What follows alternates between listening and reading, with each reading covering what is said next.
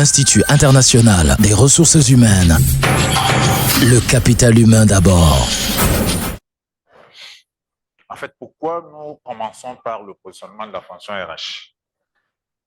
Ce qui se passe aujourd'hui, nous voulons que notre fonction soit une fonction stratégique. Pas que nous voulons, en fait, c'est ce que nos partenaires attendent de nous, que nous apportions de la valeur ajoutée au business. Et le constat est dans beaucoup d'entreprises, on est encore à la phase de fonction support, où on n'est que administratif.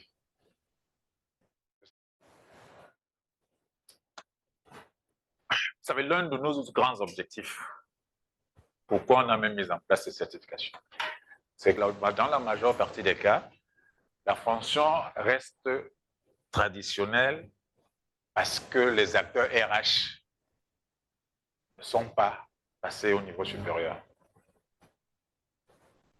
Quand les acteurs RH sont au niveau supérieur, la fonction également évolue. Okay? Donc nous allons commencer par comment la fonction RH a évolué. Elle a commencé par la conception traditionnelle dont vous parlez tout à l'heure là, où la fonction RH, son rôle c'est recruter, payer, réglementer. C'est vraiment une fonction administrative. Ce n'est pas une fonction sur laquelle on compte. C'est pour ça à l'époque, ceux qui étaient au RH, c'était les militaires, retraités, les personnes qui étaient vraiment parce qu'il fallait réglementer. Or, aujourd'hui, la fonction RH est une fonction stratégique.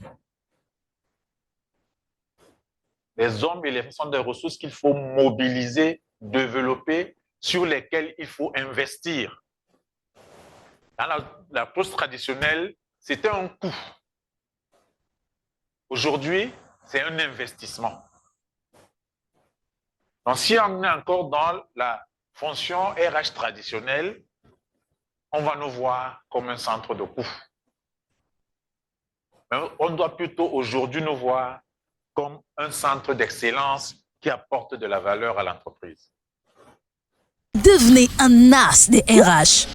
On attend du RH d'apporter un élan stratégique dans le business, d'être un moteur pour permettre à l'entreprise d'atteindre ses résultats.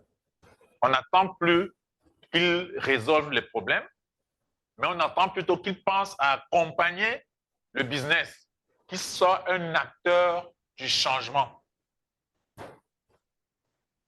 L'Institut international des ressources humaines. Le capital humain d'abord. Une initiative du cabinet Bassagal Consulting Africa.